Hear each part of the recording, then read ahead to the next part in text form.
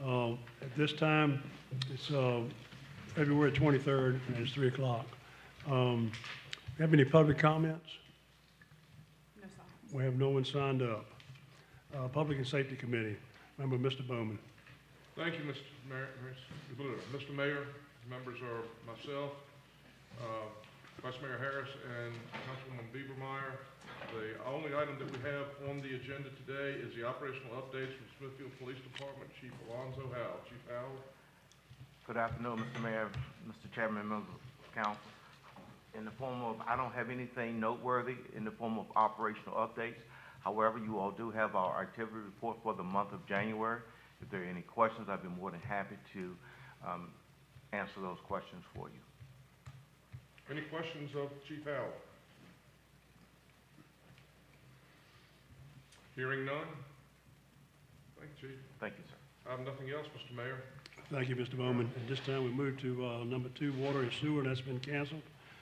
And number 3, Finance Committee. Mr. Brooks? Yes, sir. Thank you. I'd like to open the Finance Committee meeting along with Councilman Harris and Councilwoman Butler. We have a few things on the agenda. First is we're going to have a presentation by Robinson Farmer Cox Associates. Laura, do you have anything to add? Just a few things. I'm going to show you very little, thank you. Laura. Showing you a- Laura. Oh, Mike. I talk loud enough. And apologize, I can't see very well as I tell everybody, so if I misquote some numbers, because I can't see. Overall revenue right now is at 4.7 million, and that was at the end of January, which is pretty typical of where we're supposed to be right now. Expenditures are $7 million. I won't go through all the slides that we have, but I do want to keep this one up. I think Mr. Brooks wants to talk a little bit about the debt that we have. Oh, okay.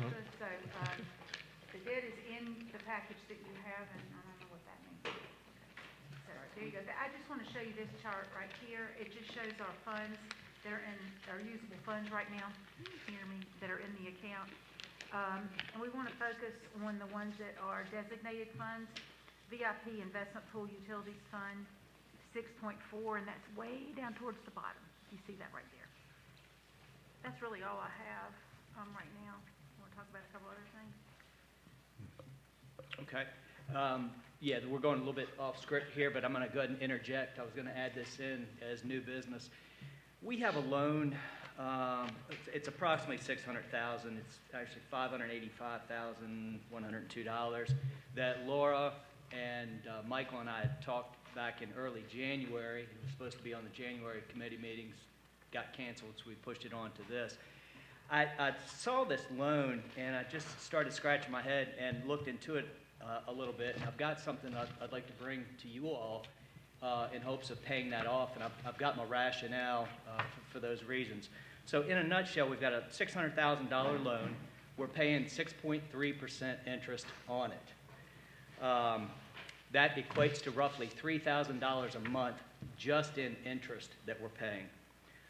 The monthly payment is $18,860. That loan matures in November of 28. So I would like to get rid of that loan. Michael agrees with it. I wanted to make sure that I wasn't missing something. It was like, hey, you forgot about this. So Laura and I discussed it quite at length. We're only making 3 to 4% on our investments, and I think it just doesn't make sense to keep that on. That will also get rid of that loan should we need to go and get another loan for any kind of future projects we might want. And the interest rates right now are declining, both in borrowing and making. That's going to continue to go down, but we're locked in at 6.3%.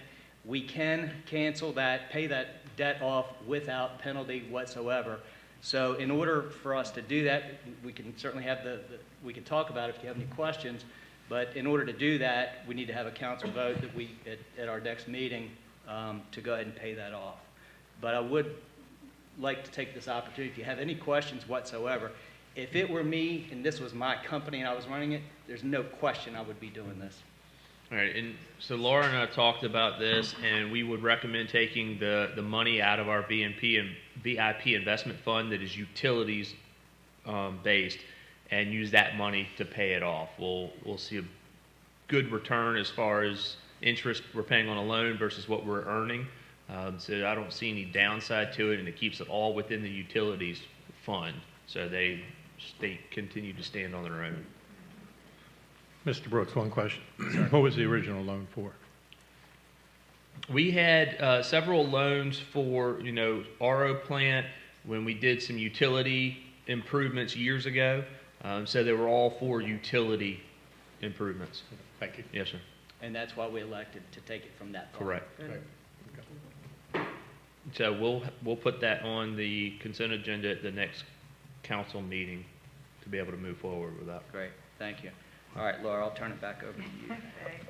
And I'll just briefly talk about the checkbook for the general fund, and you'll see that information on the sheet that says funds of January 2026.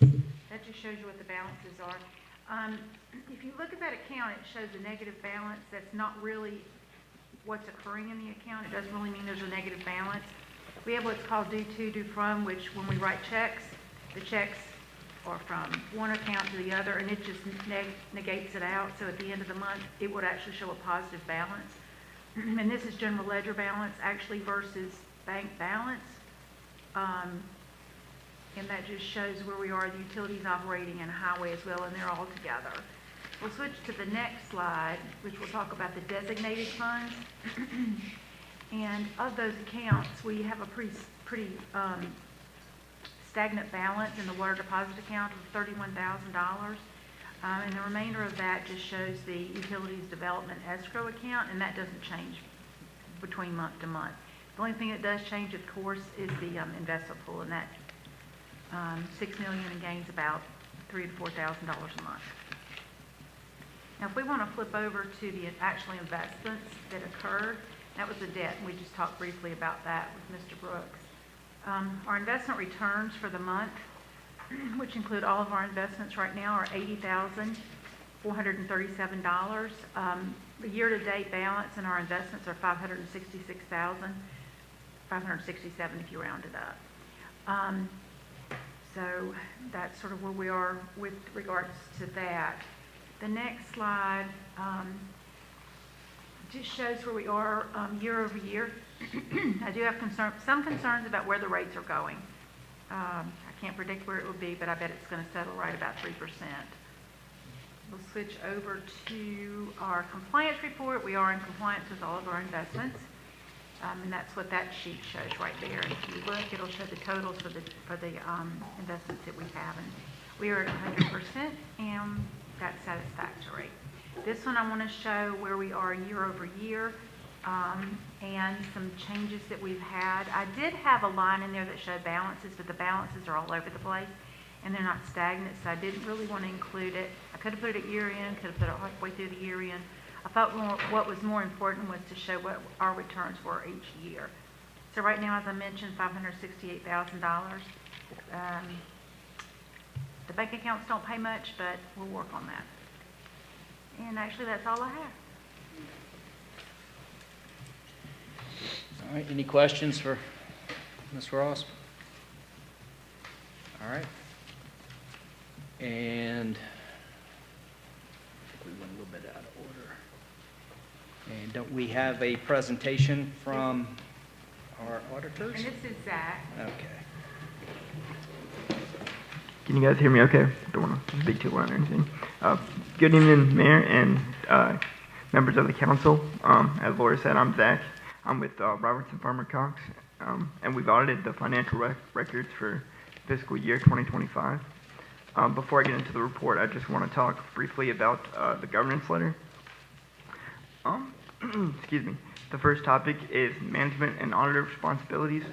Management is responsible for appropriate accounting policies, including implementation of new standards. In FY25, GASB 101 was implemented. Management is also responsible for maintaining records sufficient to audit, maintaining a system of internal controls, and for the review or preparation of the financial statements. The auditor is responsible for auditing documents, testing controls, verifying appropriate application of accounting principles, and providing an opinion on the financial statements. The next topic is accounting estimates. Accounting estimates are generally necessary for all financial statements. The most significant use of estimates in the financial statements were estimates of depreciable lives of long-term or fixed assets, estimates related to the measurement of pension and OPEB liabilities based on an actuarial study performed by a third party. Difficulties encountered in performing the audit. Examples of potential difficulties include incomplete documentation, access denied to documentation or audit evidence, or an incomplete system of internal controls over financial reporting. There were no difficulties noted during the course of the audit. The next topic I have is corrected and uncorrected misstatements. Most audits include proposed audit adjustments. Corrected misstatements are proposed audit adjustments that were included in the financial statements. Uncorrected misstatements are proposed to the financial, uncorrected misstatements are material audit adjustments proposed to the financial records that were not recorded by management. Professional standards require that we, the audit firm, disclose the nature of uncorrected misstatements. And for fiscal year 2025, there were no uncorrected misstatements. The next topic is management consultation with other independent auditors. This is similar to opinion shopping or obtaining a second opinion. Professional standards require that we disclose to the governing body any knowledge of management consulting a second opinion or a second audit firm. We have no knowledge that management has received or requested a second opinion.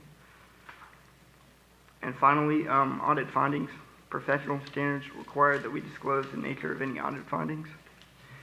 In summary, there were no audit findings as a result of the FY25 audit. And then moving on to the financial report. The first report I want to talk about is on page 6.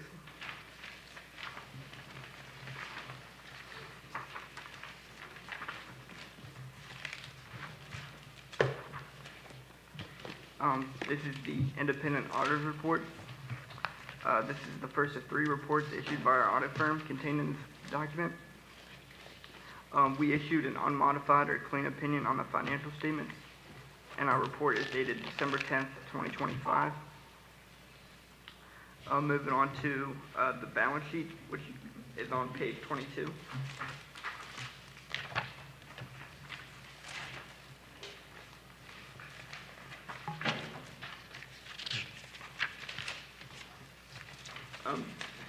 This is the this is the first basic financial statement that I want to talk about. The term fund balance is used to describe the net equity of the town, and the total fund balance for the general fund was about $19.2 million. And then moving on to page 24, Exhibit 5. This is the second financial statement I wanted to talk about. This is the statement of revenues, expenditures, and changes in fund balance. This is similar to an income statement for a for-profit entity, and it reports the increase and decrease in fund balance. The town reported an increase of fund balance of about $3.5 million. And then moving on to page 110.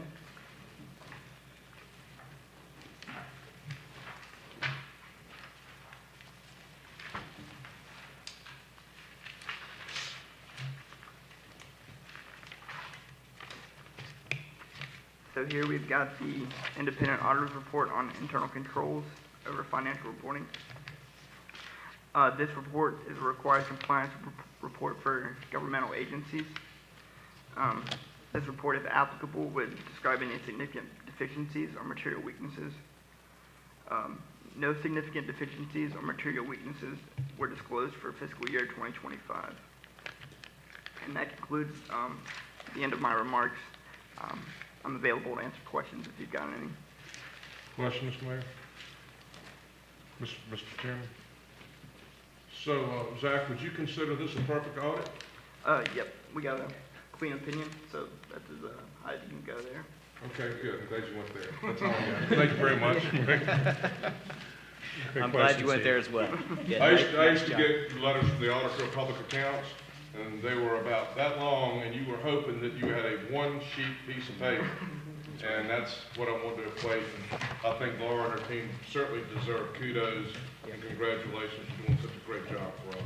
Very fine job. Thank you. Good job, Laura. Nice job. All right, I have one more thing on the Finance Committee. One invoice over $20,000 requiring council authorization. That is for $40,500 to the Isle of Wight County for the first half of 2026 for IT services. That I'd like to send on to council for approval. And unless anybody has any questions for me or Ms. Ross, that concludes the Finance Committee. Thank you, Mayor. Thank you, Mr. Brooks. So this time we have Parks and Recreation Committee member, Ms. Beavermeyer. Good afternoon. I'd like to open the Parks and Rec Committee. I'm a member, Ms. Butler and Mr. Brooks are also members, and we have a recommendation to award a contract for the Luter Sports Complex. I'm going to have Michael speak to that. Yes, ma'am. As you all know, this year's budget included funds for the construction of a maintenance facility at Luter Sports Complex that would serve Parks and Recreation. We received bids for this project on January 29th. The lowest responsive bid was A.R. Chesson Construction with a bid of $1,764,000. We do have $2 million in the budget for this project, so that's under budget. In your packet was a letter from the engineers who reviewed the bid and determined that it is responsive and a recommendation of award. So that's what we would ask, is that at the council meeting, council would make a motion as part of the consent agenda to authorize award of the contract and authorize the manager to do what's necessary to complete the project. So there are sufficient funds, again, for the project as well as the engineering and special inspections that have to be done as part of this. So we will come in under budget, barring any, unforeseen circumstances. Are there any questions? I'd be glad to answer them. Mr. Mayor, I have a question. Ms. Beavermeyer. Ms. Beavermeyer, I have a question. Mr. Stallings, Yes, those special inspections and stuff, are those all encompassed in the bid? There are no additional costs? No, they will be outside with our engineering firm. They should be less than $50,000 all in.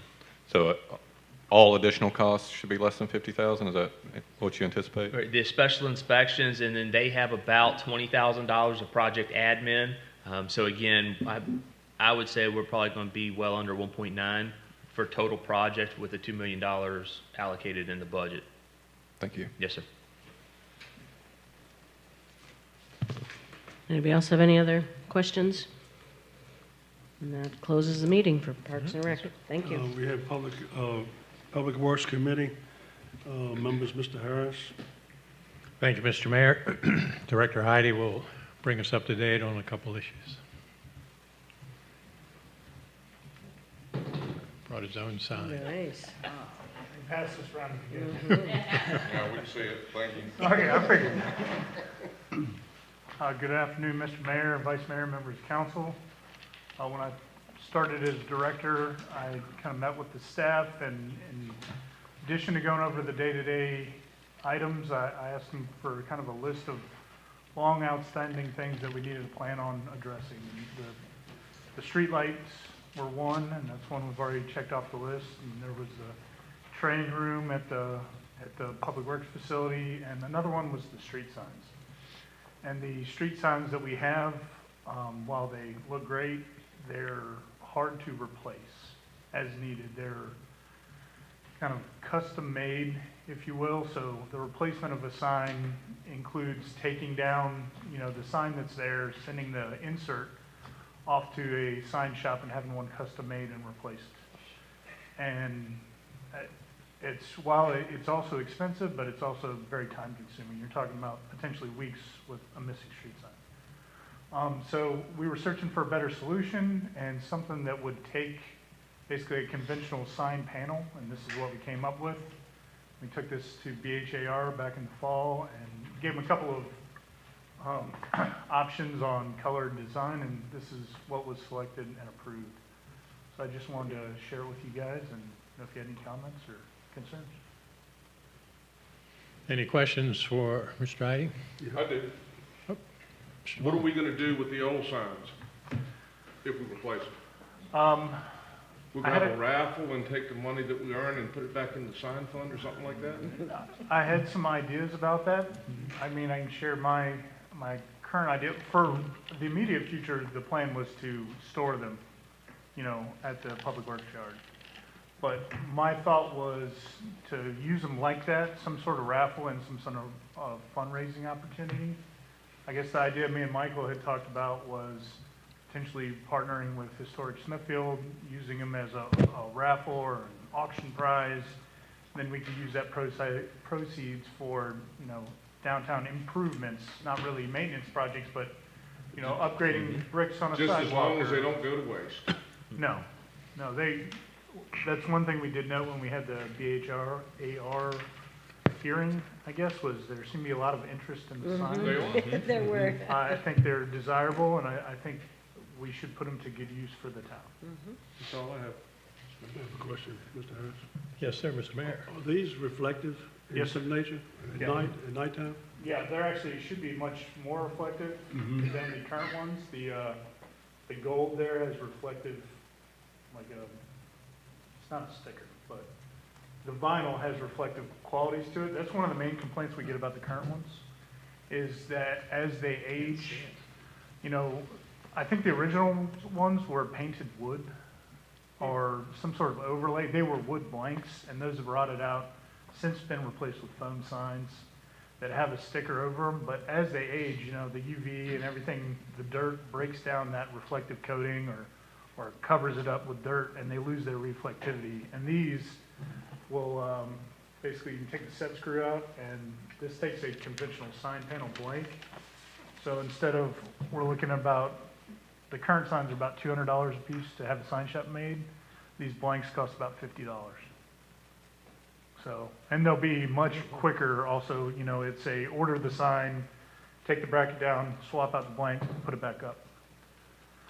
So our plan with replacing these is the mounting system on the pole will have to be retrofit a little bit. So our plan is, you know, as we replace them, we will clean up the poles, sand them, paint them. These take different mounting system, you know, mount these sign panels, and then they should be good to go for a long time. But they'll be easy to replace when we need to. Anyone else have any other questions? I do. Could you just sort of fill us in on what's going on Main Street and where they are with whatever project that is? Yes, sir. Yes, sir. That is, so we're doing exploratory utility work in the 300 and 400 block of Main Street right now. This is in advance of the CIP project, which is to replace the water and sewer lines in that section of Main Street. As you know, that's an old section of town there. We have some, but I would say incomplete picture of exactly what's under the ground there. So what we're doing right now is, you see the white squares on the street? Those are sections where potholing. So that's where utilities will cross our future proposed water or sewer lines. So we're locating, you know, the horizontal and the vertical access of those utilities, so now we can plan those improvements and make sure our new water line misses everything else when we install it. So that should wrap up hopefully the end of this week, you know, weather committing. Our notice was put out for the end of next week, being, you know, cautious. But we hope to wrap up sooner than that. We've already got a fair bit of it. I have a meeting there in the morning, found some new Verizon infrastructure we're gonna have to negotiate. But that's what that is. And the traffic counters that have been down in Historic District on Grace and South Church. And Right, those are, I believe those are VDOT's, They part of are. their FDR project. Those are not our traffic counters. That's just Okay. part of, I believe that's them trying to establish their final pavement section design. So they're looking for traffic counts. Mr. Harris, I have a question, please. Yes. And can you update us on the Grace Street project?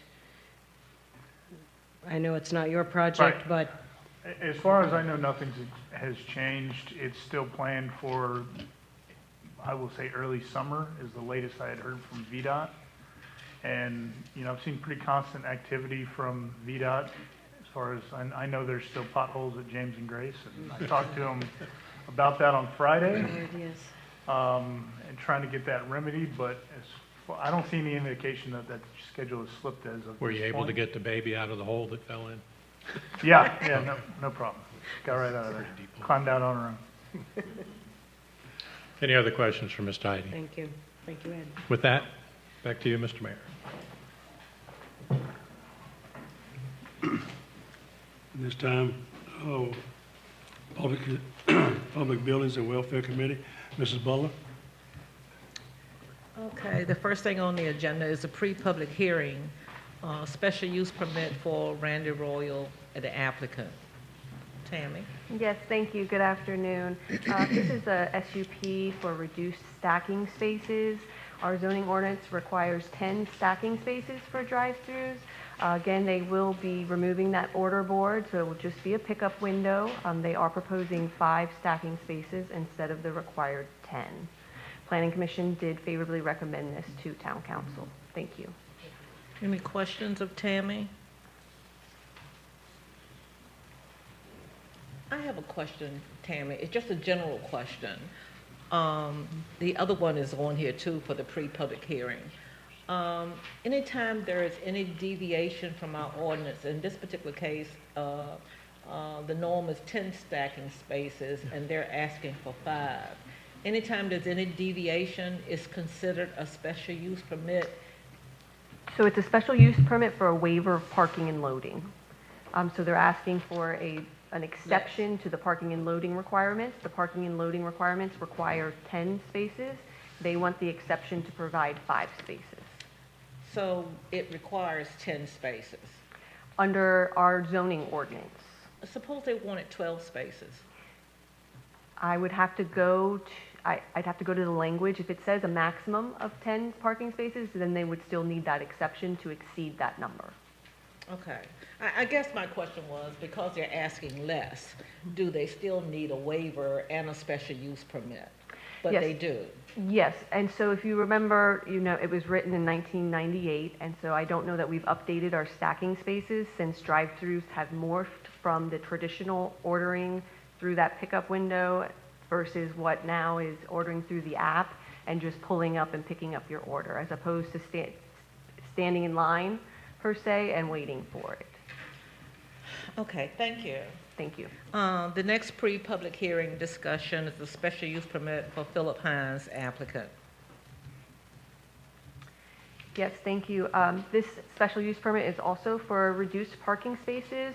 This will be for the single-family dwelling. The applicant does want to provide 1 parking space instead of the 2 parking spaces that are required under the zoning ordinance. This is requested from the BHAR that they only provide that 1 parking space to keep in line with the neighboring properties. This was favorably recommended to Town Council by the Planning Commission. Tammy, I didn't quite follow you on, oh, excuse me. May I? I didn't quite follow you on, what did BR say? I'm sorry? Did you say BR Yes. said something? What did they say? They only wanted the applicant to provide 1 parking space. Thank you. Thank you. If there's no more discussion, I want to back up A and B. Both of these pre-public hearings will be forwarded to Town Council next week.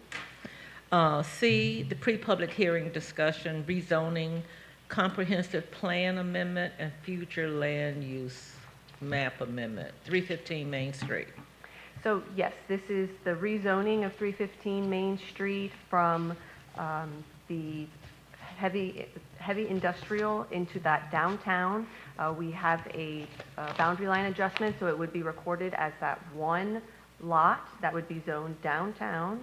The only proposed addition would be a shed to the property in order to house the tourism golf cart.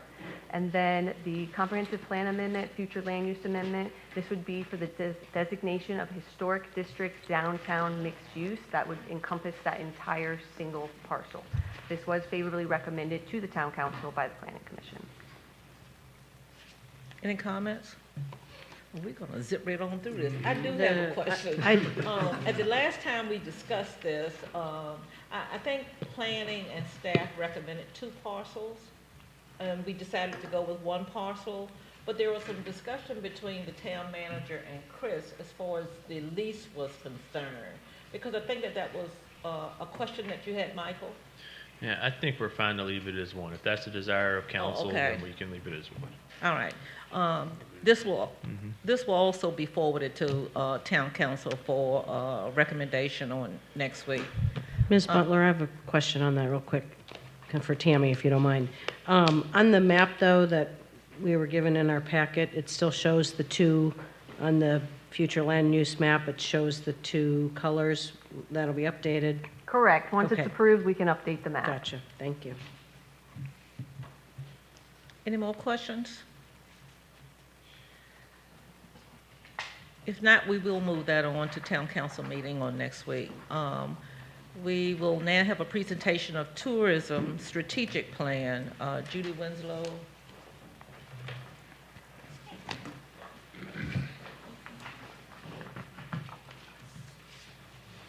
I made printed copies, so you're, please pass those around if you will.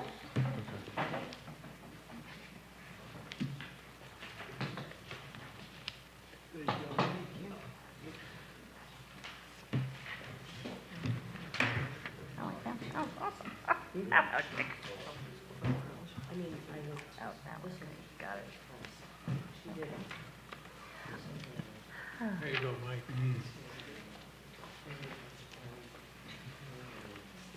If it looks like a term paper or a dissertation, it felt like it.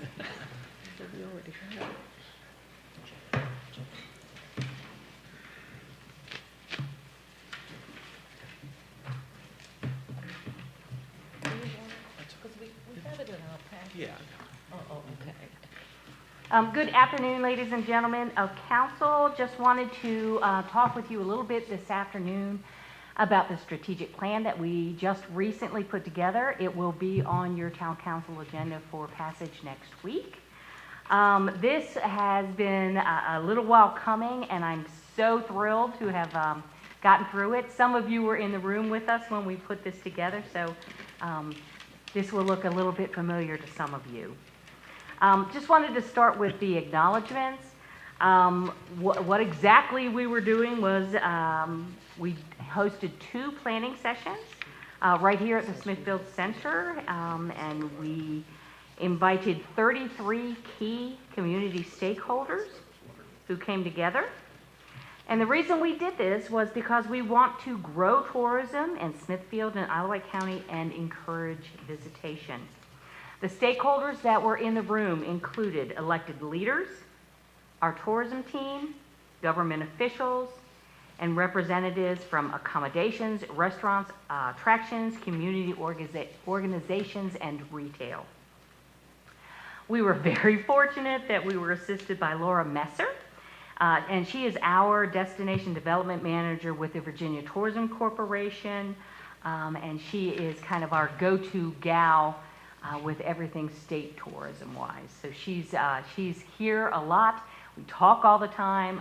She is our go-to gal with BTC. You'll see as part of the tourism strategic plan, we put together an executive summary. That executive summary includes who we are, where we're located, and some of our top strengths. Obviously, we're world famous for hams. That is our #1 industry, and just wanted to make sure you knew tourism was #2. We do have a well-established tourism department. We are considered extremely safe. We have a very low crime rate, thanks to these fine gentlemen behind us. We enjoy a small town atmosphere with walkable downtown. We've got recreational assets, including water, parks, rural, and extremely popular events. I know about 24 years ago when I started this job, that was one of our main focuses because that's what council wanted. We wanted to create a lot of events that would draw tourists to our area so that they would spend all of their money, leave it here, and then go home. We also talk in the executive summary about how Smithfield and Isle of Wight tourism fulfills its mission, and that is basically fourfold. We do it through successful programming, strong marketing, bringing resources together. You'll notice in 2024 we had over $140,000 in grants. And then, of course, planning for the future. We also talk a lot about challenges in our executive summary, as well as goals. We want to foster tourism growth through broadening our appeal to a more diverse audience to improve the quality of life for our citizens. So when it comes down to brass tacks, the reason we really do this, yes, we want people to drop all their money and leave it here and go home, but it's really to improve the quality of life for our citizens. It's all about attracting new money to our community so that we can relieve some of that tax burden from our citizens.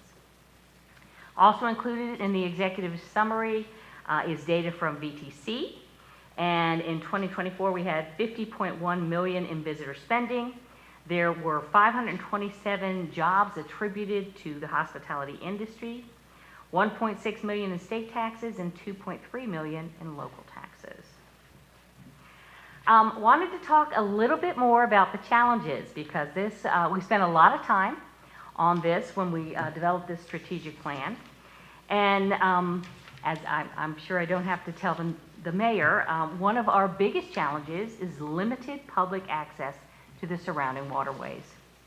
And then one of the ways we are starting to try to address that is by working with perhaps some boating entities that will be able to come in here, perhaps a tiki boat, a tour boat, something like that. And we have reached out and we are working with some companies regarding that. Also challenges included tourism product gaps. Limited nightlife opportunities. We did talk a bit about perhaps we might roll up our sidewalks a little early, but I've gotten to a stage in my life where I'm okay with that, but some of the younger folks may not be. And of course, we'd like to always keep attracting those folks. Few traditional recreational venues. And what we meant by that was we don't have a bowling alley. We do not have a movie theater. We do not have a lot of those traditional recreational amenities that some other communities do enjoy. And then we have limited diverse accommodations. One of the things we get a lot in our visitor center is we get people who want to come camping here all the time. We do not have nearly enough camping assets for all the people who would like to visit this community and stay in either tent camping or primarily RV camping. We, as I'm sure you all know, we have fairly poor internet connectivity here in town. And then, of course, there are workforce issues. Available and affordable housing, which we talk about fairly frequently. Limited childcare options, transportation concerns, and entry-level professional opportunities here. We felt that there were untapped capacities at both the fairgrounds as well as the Luter Sports Complex. You all have recently discussed that and the opportunities for perhaps attracting tournament play in the future. We also talked about expanding tourism efforts to Windsor and the greater county. That is a continuing goal of ours, and so we're constantly looking to try to do that. One of the challenges that we are facing that everybody's pretty aware of is the limited infill properties that are available in this historic district. The historic district is very finite. There are very few properties available to do any further development of the historic district. So what we do in that area needs to be of top concern. And of course, the classic budget constraints challenge. And then corporate volatility. As we remember probably a few years ago when the paper plant left Franklin, it left a massive hole. If we were ever to lose Smithfield Foods or some of our other larger entities, we would feel that. We talk about this all the time, but parking is certainly a challenge, especially in the historic district. And then transportation modes. We have very limited public transportation modes here. And the other thing we talked about during our strategic planning session was not just public transportation, but we also don't have Uber or Lyft or any of those other possible transportation methods that people enjoy in a lot of other areas. So we felt like that was a challenge. Decreasing volunteerism. We hear about this all the time. And then, of course, the last challenge that I wanted to bring to your attention was citizen aversion to change. And it's not just our citizens, it's everybody. That is kind of a human condition, is aversion to change. So those were the challenges that we really brought to the forefront when we were doing the strategic plan. And then we put together a multifaceted purpose. The preamble to that purpose included job creation, generating local spending, generating, of course, local tax revenue, and then generating economic vitality. A lot of what we do is to make sure there are feet on the street and that there's lots going on. We were able to develop a new mission statement and vision statement. The vision statement, I'll read it to you. Through the impact of the tourist economy, we envision Smithfield and Isle of Wight as a dynamic, year-round destination that enthusiastically invites visitors to celebrate its history, hospitality, culture, natural beauty, and charming small town and agricultural vibe in order to strengthen the town and county's economic position and provide civic pride and rich opportunities for people in our community. The mission statement that we came up with was Smithfield and Isle of Wight Tourism is a community asset responsible for programs promoting the community as an attractive travel destination by enhancing its public image as a dynamic place to live, to work, to visit, and to play. Also included this slide in this presentation because this tells you about what 2024 brought us in terms of sector share for tourism expenditures in Isle of Wight County. This is a little bit hard to read, but lodging, well, actually, we'll start from the top. The biggest chunk of revenue that we get is from our food and beverage industries. That is 33.5% of what we take in. Lodging is next, and that's 22.6%. And then retail, which is 20.5%. Transportation, 12.9%, and recreation, 10.5%. So I wanted to bring that to your attention as well. And then I just wanted to briefly go over all of the other things that are in this strategic plan. I'm not going to sit here and read it to you. Obviously, there are a lot of pages. We did a tremendous amount of work during these sessions, and we were able to go back to the table to really flesh out all of these plans. We talked a lot about the background on this strategic plan. The background includes the background for the town and county, as well as tourism's history. So if you're ever interested in how tourism started and where it's been and how it's traveled along that path, that is included in that background and history section. We did a situational analysis, also known as the SWOT. We put together a visitor profile. And then, of course, the entire reason that we do this strategic plan is so that we can come up with an action plan. How do we fix and improve the challenges that we came up with? So we come up with goals, we came up with key activities, and then we assign short, ongoing, and long-term when that's going to be completed. And we talk a lot about supporting existing and new tourism products and businesses throughout the county and the towns, foster existing and create new relationships and partnerships to support tourism, advocate and support initiatives that encourage the enhancement of tourism infrastructure and placemaking, and then other things. This is a really kind of fun section to read as you're going through it, because we really brainstormed about what entrepreneurial opportunities we thought Smithfield was ripe for the picking for. So that's a fun read. And then we talked a lot about monitoring the progress of this action plan, how we're going to do this, and when we're going to be held accountable for that. So that's included in this plan as well.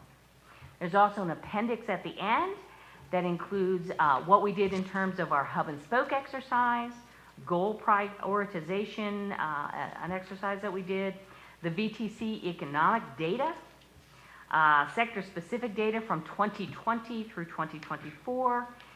We put some information regarding highway markers in there, and then as well as the icebreaker exercises that we went through as part of this planning process. So overall, in a nutshell, that's kind of the high-level view of what this tourism strategic plan is. We hope you will go through it with a fine-tooth comb, and we are delighted to answer any questions that you might have. Does anybody have any questions? Is this you? Yes, Ms. Butler, Mayor. Judy, great job. Thanks. The old teacher in me, I had to sit down and read the whole thing. I'll be glad to give you a copy with all the red circles and stuff on it. One editing remark, you mentioned the 70 contributing properties. For people who aren't involved, they may not know what that is, so the extension. But one question kind of jumped out at me as a member of the group here that has to deal with this. One of the statements, business regulations make it difficult to attract new businesses. Without putting you on the spot, what are some of the restrictions that you think new businesses face, and how can we as a council address those? Yeah, well, we talked a bit about this in our planning sessions. Some of you folks were right there with us. We, as planning and zoning folks, or people who know about planning and zoning, it's certainly more, we know how to do it more. But when folks come into a community and are having to march through that process, it's difficult.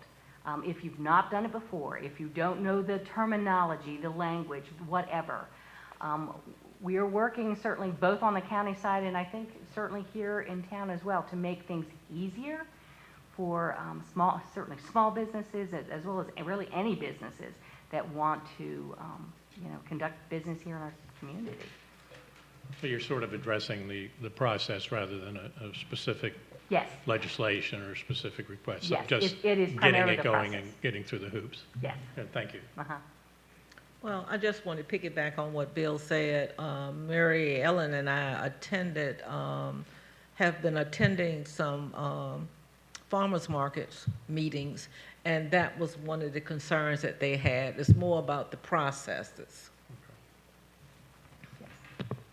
And if I may, I think also, especially for small businesses and individual entrepreneurs who maybe don't have the resources or, like Judy said, the knowledge to walk it all through, and that may be something that we want to look at.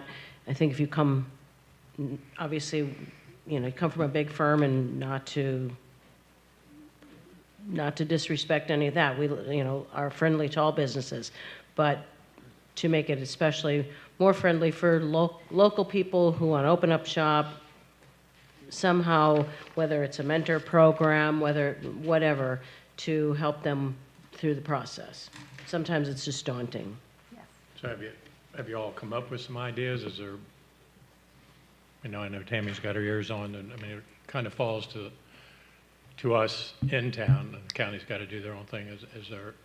Do we offer seminars or a brochure? Is there stuff out there that we can do? Economic development does, and actually, we just had our farmers market dinner the other night, and we had some folks come in, some resources come in that were extremely helpful with trying to help certainly our farmers market vendors, navigate through that process. So we're looking for resources that we can make sure that people get so that they can do this process a bit easier. And I have just one more. The bowling alley and movie theater, Yeah. like, obviously I'm all over that. Does that reflect actual marketing surveys, that type stuff? Because it seems Well, to show up in the comp plan. Yeah, there As well. are several times that, well, it certainly came up in our discussions through the strategic planning, but yes, there have also been surveys done as well. Right, thanks. Judy, I was glad to see that, because way back when we were talking about the Grange, I said, oh, I like to see a movie theater out there and a bowling alley. The person that I shared that with is a whole lot younger than me, and he said, Valerie, that's outdated. People have movie theaters in their homes now, and I don't. We're still looking for that barcade, though.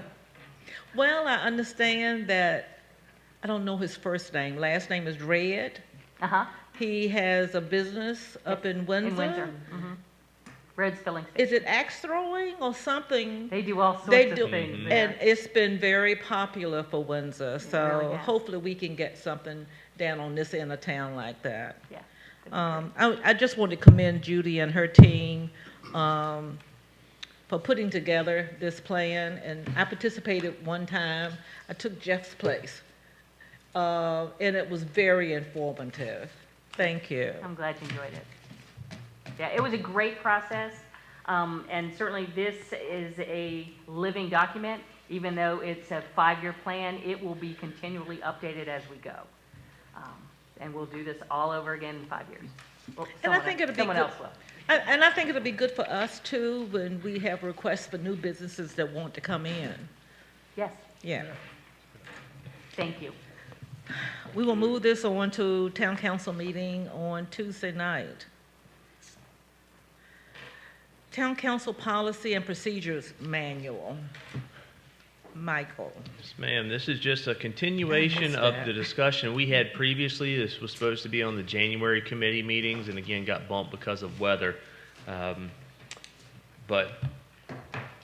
Mr. Cutler had sent his comments to me and I sent them out to everybody back in January.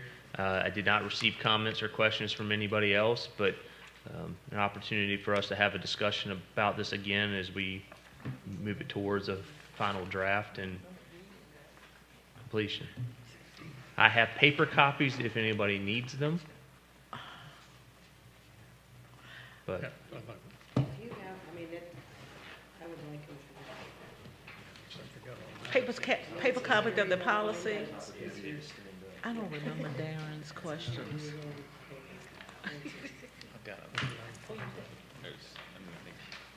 On my laptop, I went by yours. Oh, there you go. I made marks on it. I forgot all about it. What is this? I got it. Oh, you got that?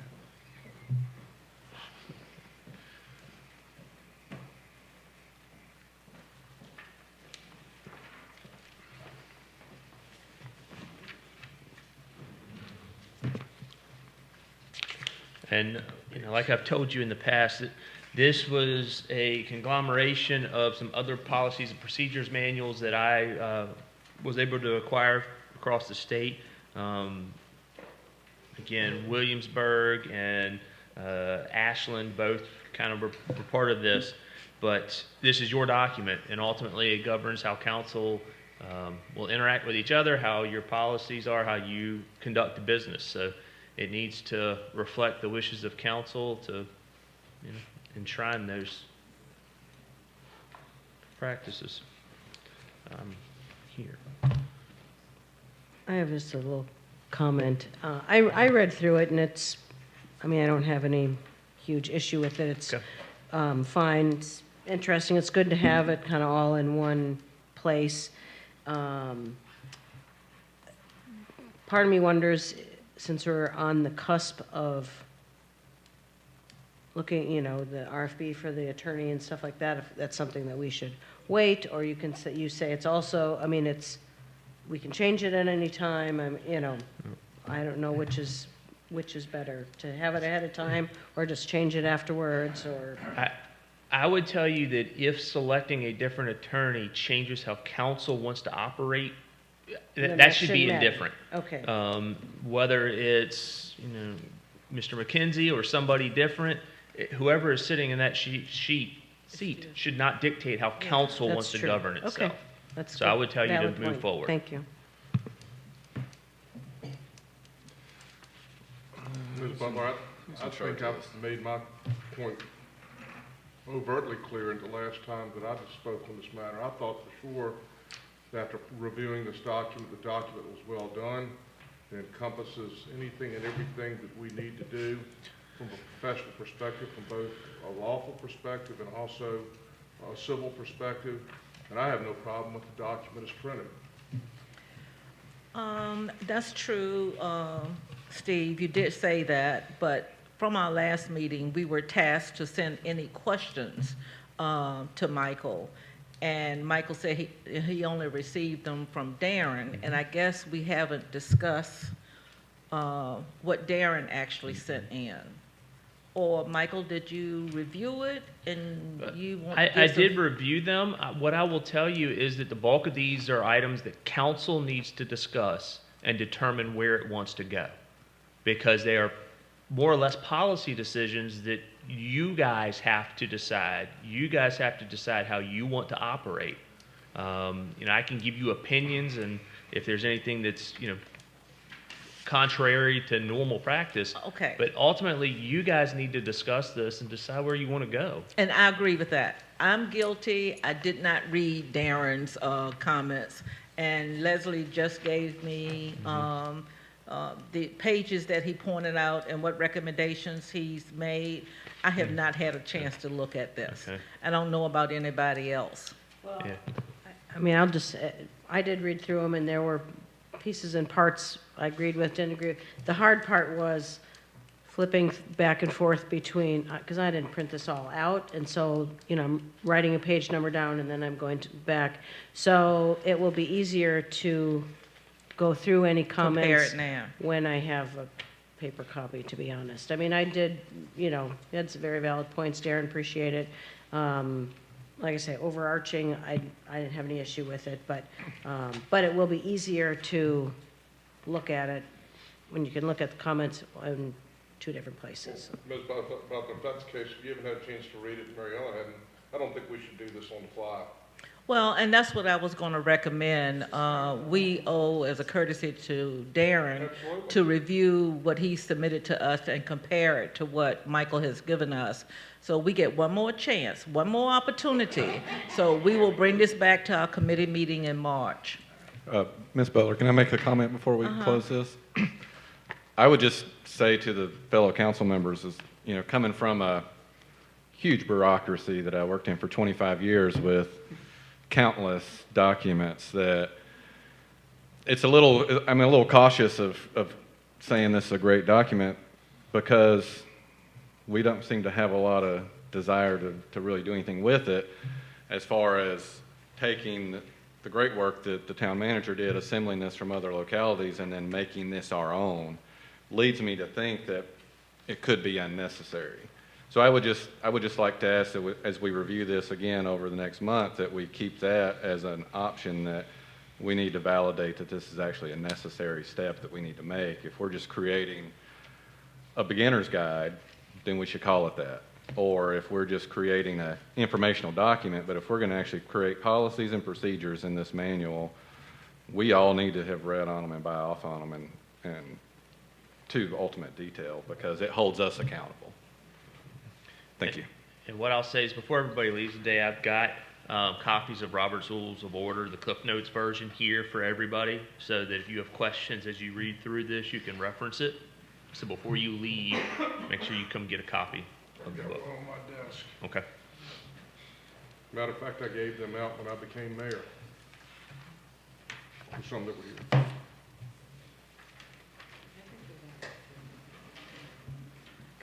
We don't have extra copies to give the new, do we have extra copies? I have copies. Okay. I have copies here with me today for everybody. Oh, okay. Yes, ma'am. Oh, okay. Okay.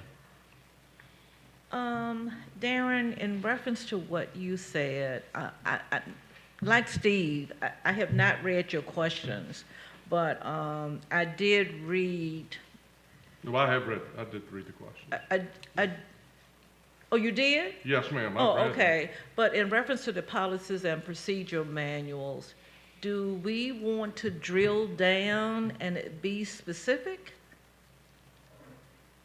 This document will govern how council operates, how you interact with each other, what your procedures are. It'll put in writing the things that today we just do because we've always done them. And this will be a guide for whoever is newly elected or running for office, that it should spell out, here are how things happen, or here's how council operates. And you need to, again, make sure that this is what you want it to be. Okay, but Yeah, I case in think that- point, on page 8, you specifically said, under the conflict of interest standard, as we evaluate new attorneys, how does this come into play for attorneys representing town council in Smithfield while simultaneously representing similar or even the same clients before the Isle of White County Board of Supervisors or neighboring localities?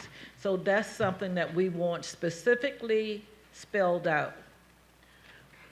Perhaps. I mean, it's a discussion point. So I posed this to the attorney last meeting, Right, and I I said, remember hey, that. you know, does a conflict of interest exist if he represents the town of Smithfield here and Greenwood Homes presents there, and then he goes to the county and represents Greenwood Homes to the county, right? Does a conflict of interest exist? I think it does. Must that conflict of interest be disclosed to this council? I think it should.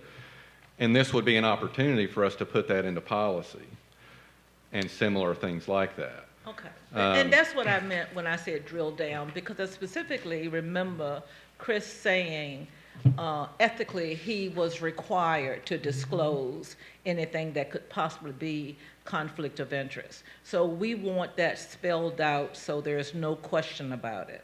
Perhaps. I mean, I think it would be a good thing to understand what our attorney is doing that may be a conflict, and if our attorney has a body of rules that already governs him and makes him do that, I think that's fine.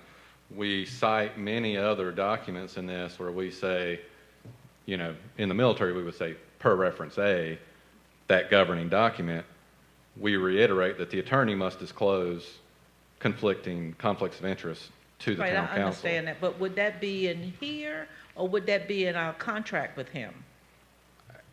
I'm not sure. both? I'm not sure, but I think it speaks to the detail, whereas if you go to our town charter, they are very short statements of brevity about what our rules and regulations are. So in response to that particular statement, I would say yes, it should be included somewhere. This place, if we are going to create this document, becomes a convenient clearinghouse for a kind of all you need to know to be on town council, and then the references to delve deeper if you need to. So I think it would be a great location for something like that if that was going to be our policy, to hold the attorney to that standard, especially if it's a standard that doesn't already exist. And if you have comments on that, please. Okay. Sure, yeah, I'll just, I mean, I think everything was correctly re-articulated from what we discussed last time, which is there is a separate, set of ethical rules for attorneys, and then there is the Conflicts of Interest Act, which applies to local electeds and officers. And it is, to your point, Councilman Cutler, it is a separately existing body of law, but you do reference a number of those in here. I think the only thing I would highlight is, to the town manager's point, this is a document.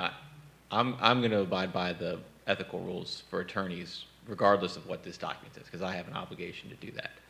What this document is doing is laying out among town council what your expectations are for each other and for the staff members with whom you operate. So I take your point there, but I think the focus should be on, this is your document, and it needs to say what, articulate how you want to operate. And I think it is very beneficial for, your attorney, whether that's me or somebody else down the road, to know that, both from what you're expecting from me, but also, hey, how do they create their agendas? How do they set their meetings? And that's good for everybody, for the public to know too. So if I want to get a matter on the agenda, I can look at this and say, this is what, easily find out what the process is. So it is, I think, primarily for your benefit, but both the town attorney and I think the public get a lot of benefit out of it as well. It may be as simple as under the ethics state or section, adding a statement that says all town employees,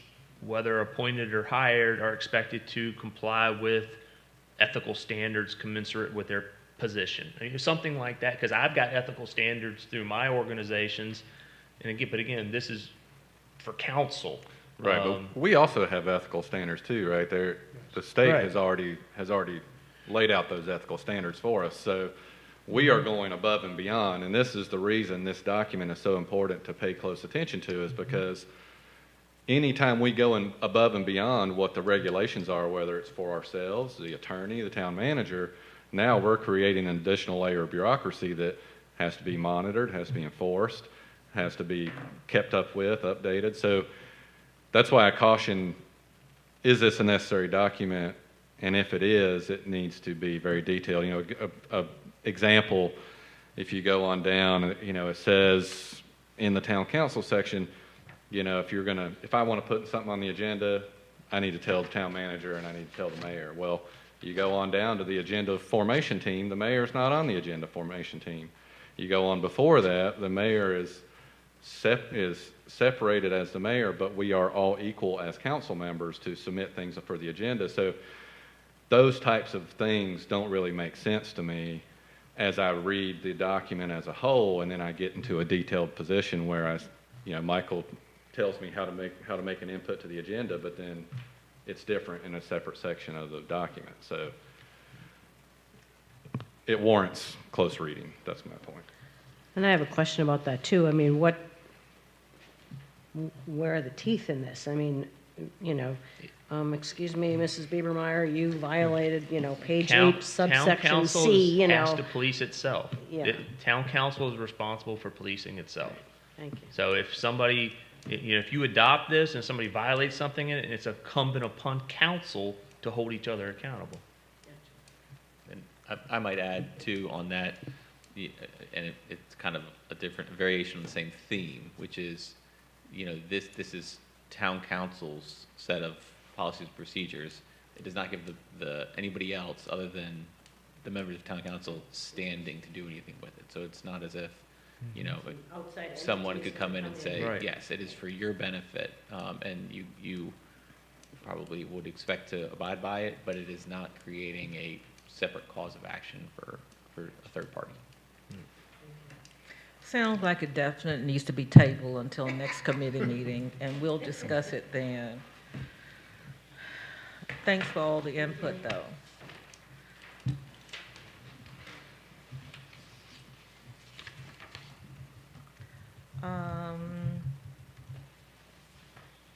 Judy comes before us again on discussion on short-term rental. Judy and Stephanie? And I'll just, as they're coming up, short-term rentals has been a topic that council's discussed off and on for a while now, and there was an ask for some more in-depth information about short-term rentals and how other localities are doing it. So tourism took this on and put together this information for you. So that's the reason this is here, in a response to that information request. Thank you so much, Council. I was just going to reiterate, although we appreciate everyone's advocacy for tourism, and Judy was up here discussing the strategic plan, this is us operating a little bit of a different capacity, which we're much more sort of detectives and wanted to be responsive to the requests and the conversations that you all have had and see how we can help. So our objective was just to gather information because that's been a topic of conversation for months. We wanted to provide you with what we could find. And what we did was we reached out to a whole bunch of folks. So we talked to our lovely police to see what kinds of calls or issues have happened with existing short-term rentals in the area.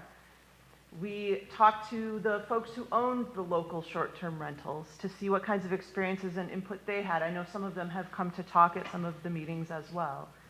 We talked to the statewide tourism, so that's VTC that Judy was referencing earlier.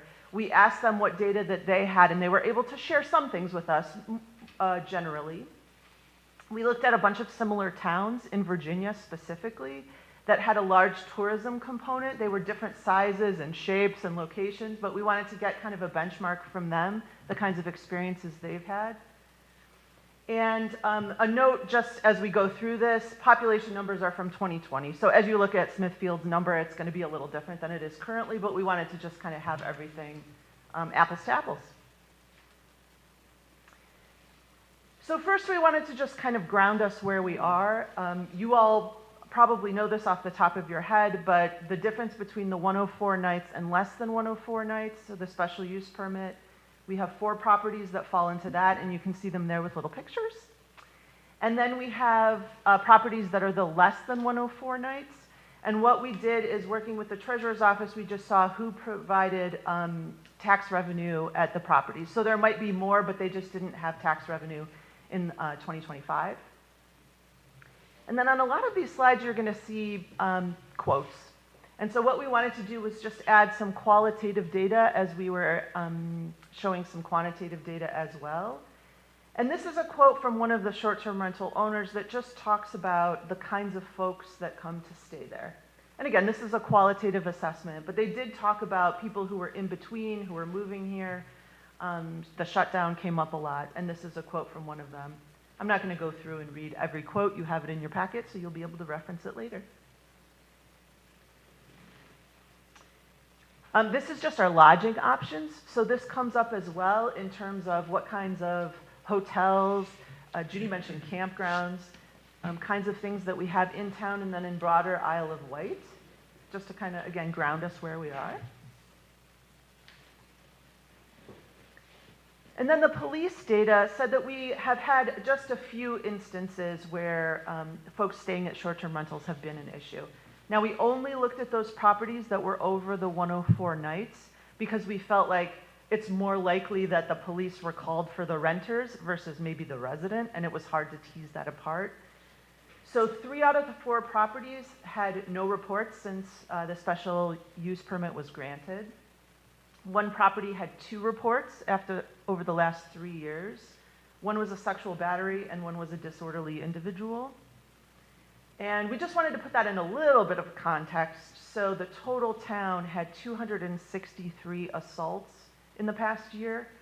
So short-term rentals was less than 1% of the total. So some issues, but not a ton, and isolated to just one of the rentals. And the quote here is really about, the vetting that you get through a short-term rental company. So I'm sure all of you have stayed in an Airbnb or a Vrbo.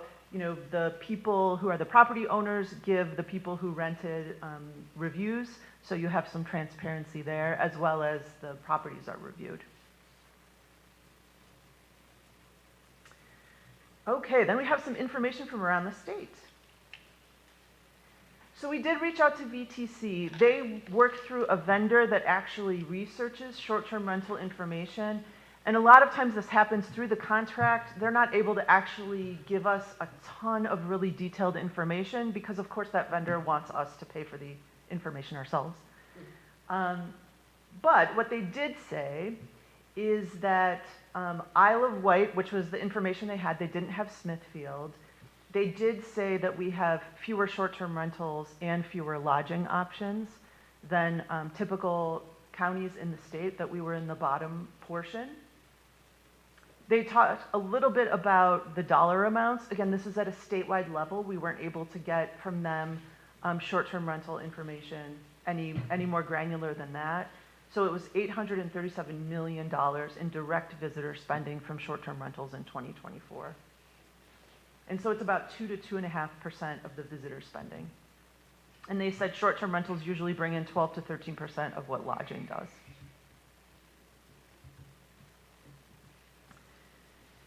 So this was just more information really about what VTC was telling us about what they call kind of concentration of short-term rentals. And what they said best practices is to think of it as a percentage of total housing or a percentage of the population. So that way you can kind of equivalize. So if a population is 10,000 people and they have 5 short-term rentals, you basically do the math to see what percentage it is. And so you're going to see that throughout this presentation as we benchmark in other locations. And again, they just said Isle of Wight has fewer short-term rentals, and that's not on the absolute basis, but on the percentage basis. They said that in Virginia, the most concentrated short-term rental areas tend to have major outdoor recreation, so think of like the Shenandoah Valley, things like that. And we also had, according to VTC, a low concentration of hotel rooms based on our population. Before we go into the next section, I'll pause if there are questions or comments, or would you rather I keep going and we wait till the end? Keep going? Keep going. Okay, perfect. So we've got quite a few towns, so I don't want to spend a ton of time on each individual one. I know that I don't want to be here forever, and you all have this in your packet where you can look at the data. But I'll just walk through the one for Bedford in more detail so you can see, because they're kind of all set up the same way. So in the top, you can see the population, again, based on the 2020 census. What we tried to do is if they had a historic district, we tried to break out how many short-term rentals were in the historic district versus the total town, because I know that that was also something that council was talking about. How do we really balance those two factors? You can see in the upper right, there's just a little map to show where it is, and a picture below it, and that picture is usually kind of a main street or downtown area if it was available. And then a couple bullet points. So we reached out to their tourism folks in those towns to get some information as much as we can. So you'll see that reflected in these bullet points. And we asked them about rules and regulations that they have. We have each individual town, and then at the end, we have a chart that kind of lays it all out town to town. So we're gonna look at that in just a second as well. And so what you can see is they provided some information kind of qualitatively. They have 3 hotels in town, 2 are under construction. They said that Bedford was actually 46% renter occupied, which was, I thought, interesting to be able to share. And then sometimes we had quotes from them. So this particular person said that it was vital to their tourism economy. So again, I'm not going to go through each one individually, but you can look at this. We tried to get a variety of places around Virginia, but places that rely on tourism, similar to Smithfield. So this particular one was Colonial Beach, so on the beach, but then we also got some that were not on the beach. So they talked a lot about tax revenue here in this particular area. We asked them if they have any issues with crime, property values, so sometimes you'll see some information there. I would say an overall theme is folks were worried about affordable housing and workforce housing, but they also felt like the properties that became short-term rentals weren't necessarily the really affordable small places that workforce housing would need, so that they were kind of 2 different issues. So again, I'm going to flip through these fairly quickly, and you all can take a look at them. I want to get to the chart that basically summarizes the results. As you can see, we looked at quite a few places. Okay, so here's our summary chart, so you can kind of look at everything all together. So the places that we looked at, as well as Smithfield, are on the left-hand side of the chart, and then the columns, we had the population, the number of short-term rentals in the historic district, if we were able to break those out separately, short-term rentals in the town limits, and we did some spot checking too. We looked at Airbnb documents. We actually asked the town. In some cases, you know, we just made sure that we got everything, verbo. What you can see then is we did the math. So the math in terms of the town rentals as the percentage of the population. And what you can see is Smithfield is 0.1%. So if you take the number of rentals divided by the population, and there is quite a range here, but we are at the bottom. By the next one is 0.2, so they have quite a few, even more than we have. And then we have just a little a column for the regulations, and most didn't really have any regulations, although there were a few, so we captured those here. So you can see that in some cases all of them must be registered, like in Bedford, and then in some cases they just wanted to make sure that there weren't a bunch of short-term rentals all next to each other.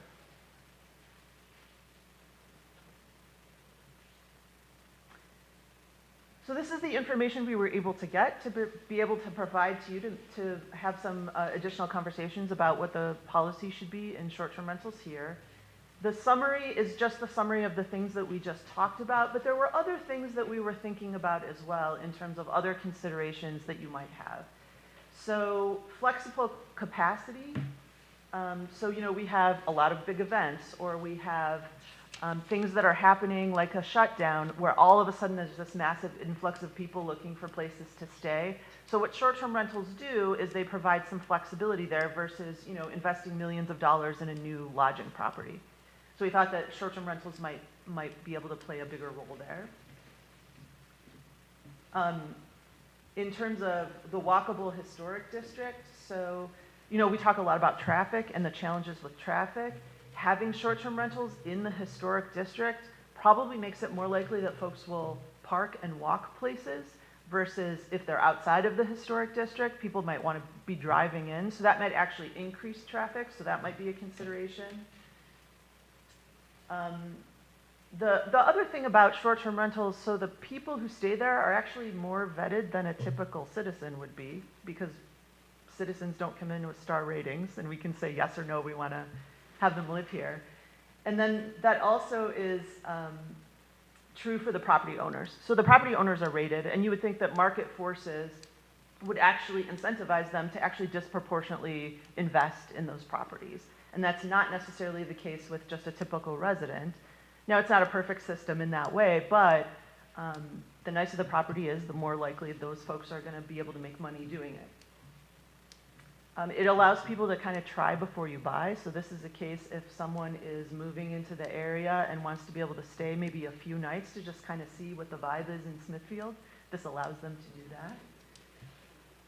that. I talked about vetting already. In a lot of cases, the owners are local, so that's also another benefit. So it's local folks who are owning these properties, again, versus a giant hotel conglomerate that might come in and have out-of-town investors or something like that. And then also, from a purely tourism standpoint, when somebody stays downtown, if they're going to walk somewhere, it's much more likely they're going to pass by a shop that looks interesting and just happen to go in. So the hypothesis would be that folks who are able to walk around and stay in downtown are going to be more likely to spend more money. So it seems like there's opportunity for Smithfield to add more short-term rentals based on what we've seen. And then we said, okay, what does that really mean? Here are some recommendations. We know that they're a little crazy, but they are based on the data. So maybe the cap is based on the concentration, so that math equation of population. So if it was 0.5% of the population of Smithfield, remember we were 0.1, so that would be adding 33 incremental short-term rentals. But that would still put us pretty at the low end versus the benchmarks that we had. And if we went to 3.4%, which was the top end in that benchmarking chart that we saw, that would be plus 280 short-term rentals in Smithfield. Now, obviously, that's a ridiculous number from where we are now, right? It is crazy, but it just goes to show you that some tourist destinations have that concentration of short-term rentals in their area. And then the other thing that I talked a little bit about is, market forces should be able to take care of this to some extent. So if there all of a sudden was this explosion of people wanting to be in short-term rentals and they weren't able to make any money, that should be throttled back pretty quickly because they'll realize they can't make money because there's not enough demand. So really thinking about kind of the supply and demand portion of it, again, theoretically, it should take care of itself in that way. So that's really all we had to say. We're happy to answer any questions or have discussion, but our purpose really is to just give you more information to be able to inform your discussions.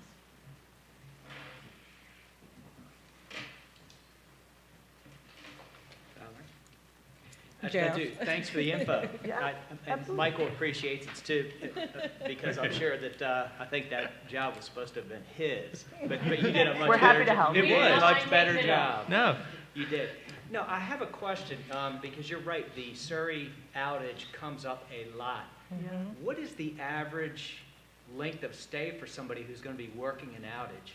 Is it like, It I thought it was varies. like 6 weeks? It varies. It Okay. all depends on what they've got to do down there. It all depends on how much they have to, whether they're doing one shutdown or one turbine, the other sometimes. I mean, it varies depending on their plan of action. So, it could run from 6 weeks to 3 months. Yeah. I mean, we know that based on the traffic flow that we used to have to contend with as law enforcement out on Route 10 at 5 o'clock in the morning. So it can vary just depending upon, Mariana, you go to that as well.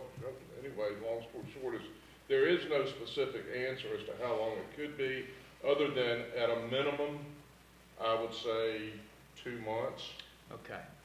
And the reason I ask that is because if somebody is interested in a property to rent, say for the Surrey, short-term rentals could be totally avoided, because if they could go into a 2-month or a 3-month lease specifically for that property, wouldn't that be a workaround to get away from our short-term rental policies as we have it? Am I asking the question? It's not considered a short-term rental. Right. Because they have a lease, more than 30 days. Possibly, just from the private property owner perspective, that would seem far more volatile than. I agree. But I agree. Conceivably, would they get around it? I mean, it sounds like it would. Okay. If there were people who wanted to do that, yeah. I also know, so I used to have a short-term rental when I lived in Chicago, and those kinds of folks were actually the best for me. So I had a kid who stayed for a summer because he was an intern somewhere, and I loved it because I was booked for 3 months straight. I didn't have to worry about it. It was the same person. So Go to work, come home and sleep. yeah, right. Seriously. Stay out of trouble.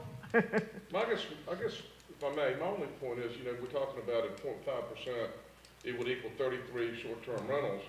Well, that doesn't sound like a whole lot unless you lump 33 short-term rentals in one specific area, and that's a lot. And then it becomes, what area of the town is going to be desirable as far as, appealing or whatever, maybe to the average plant worker who's looking for somewhere to sleep, somewhere that's comfortable and things like that. It may not make that much difference, but if you're looking for ambiance and things like that, it could really be a burden on the historic district or certain other districts where you throw 33 short-term rentals with the like mindset of whether they're sleeping or whether they're whatever the heck. I mean, it could be a little bit more difficult. So I think we got to be careful of upping it like that, just from an arbitrary perspective, without some type of spacing plan or something like that.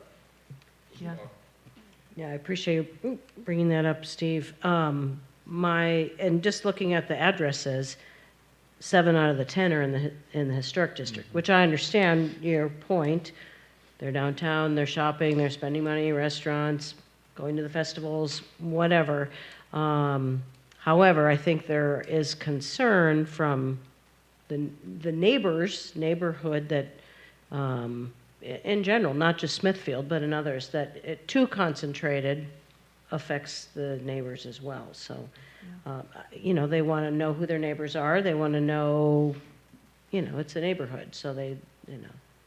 Well, I think that's where we started down the path, is the comment that I made when it first came up, is the establishment of neighborhoods and the continuity of a neighborhood where you put roots down and things like that. Now, I realize that we're a totally different population than we were 20 years ago as far as transiency is concerned and things like that, but it just, I don't know that I would have short-term rentals for the most part in my neighborhood. You never know, but at the same time, I'm not so sure I would want that number of short-term rentals in such a close proximity, just for what it's worth. Sure.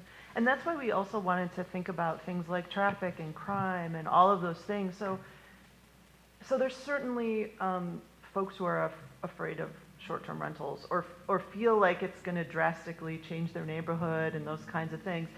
And it's hard to really quantify that. So we were just trying to look for what facts could potentially round out that Well, I think y'all did a good job understanding. surveying the police department, surveying your calls. You did. I mean, I don't know what else you could have done to come up with that. So other than that number that comes up, and why that number, other than just basically give an example of what 0.5% would be or point.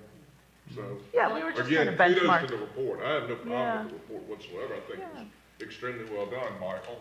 Anyway, He helped. Delegation of duty. That's right. yeah, right. Exactly. When someone offers to take work off your plate, you don't say no. If they Well, offer, if you'll remember when we were at Edenton, they had well over 100 Yes, they do. in their historic district. Well, They have a but, very but, big- but, but, they then- have a but, very big historic district compared to ours. well, but then again, Somewhat, there's a, but well, but then again, you've got to look at the transition of what the mindset is in a certain area for short-term rentals. I mean, if Edenton has gotten to the point where it has morphed into a haven for short-term rentals, that's one thing. But if you've got the historic district, which from what I have perceived is traditionally folks that have been there for a long time, that's a big difference than morphing into a short-term rental neighborhood. I may be looking at it the wrong way, but it all depends on what's acceptable, what type of neighbor you're living with and things like that, and who does this. Maybe the expectation in Edenton was, well, nice to see you today, I'll see you in 90 days, you're gone. I mean, that's, and then somebody else moves in. I'm serious, I guess, you know, if that's the way that they want to operate, that's fine. I don't know, based on at least my folks sitting here, that that's really desirable to the folks in specifically the historical district, or maybe even in my neighborhood. I don't want my neighbors, quite honestly, leaving every 90 days. Edenton went in that direction. I did have a specific discussion with them when I was there. I mean, their biggest concern was they had a lot of blighted properties in downtown. And so this was their way of turning those blighted properties around. And so that's what they utilized this One thing about it, short-term rental. our department here does a really good job handling blighted properties, so I don't know that we can quite use that, but that's just my opinion. I just throw it out there. Yeah, I get that plus 33 is, even that is a huge number. And again, I think about it, it's not like tomorrow there are going to be 33 more. No. Even if you said, we'll cap it at this, it would take quite a while to get there. I got a question, Stephanie. When you interviewed, you didn't interview the neighbors, you interviewed the existing short-term rentals owners that we have. Correct. Okay. One of the biggest concerns of mine that was spelled out here, and I had heard that in a conversation somewhere else, is that in our particular area, the short-term rentals are affordable housing, possibly that if we wanted to generate some affordable housing, we couldn't because they're being used for short-term rentals possibly. So it's taken that category from some of the pictures that you saw, even on Mason Street, that they could have had the potential of having a first-time home buyer as opposed to a short-term rental. Potentially. I know that, I think it was Anna with her property on Sykes that she's right next to a property that's actually fairly blighted, and she almost didn't want to buy that to turn it into a short-term rental. So she came into a neighborhood that, I think it was on Sykes, but don't quote me on that. So that was a case where she came in and actually invested in it in a neighborhood that was, her place is now worth more than the rest of the places in the neighborhood. So it wasn't being done maybe in the way that you're suggesting we would have preferred it to happen. Well, that was one of the statistics, though, that you did say.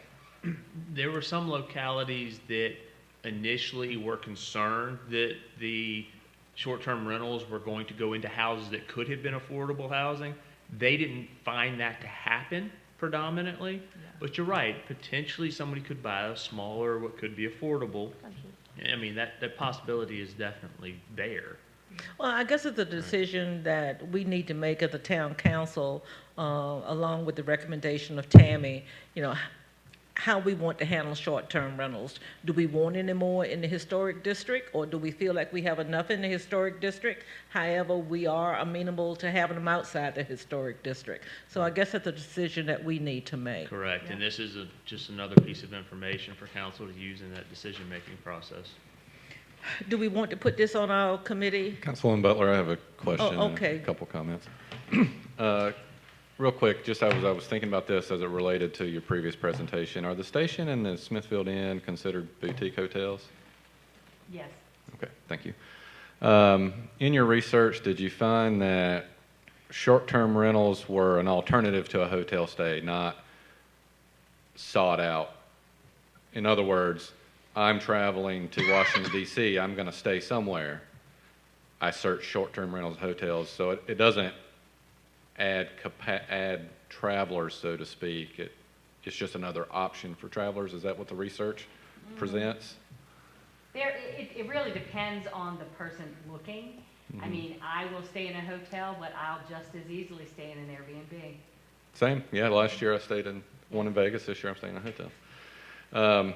But it does increase the capacity, so like if we had an event and all the hotels are sold out, Right. it would. Yeah, I think Yeah, you're, agreed. to your point, somebody is not gonna come here just because we have an Airbnb. They will have already decided they're coming here, and that would be an option they choose. Yeah, that's I kind think that of was my your point for Yeah. data for us. Right. And then some data that I'll share to Councilman Brooks' question.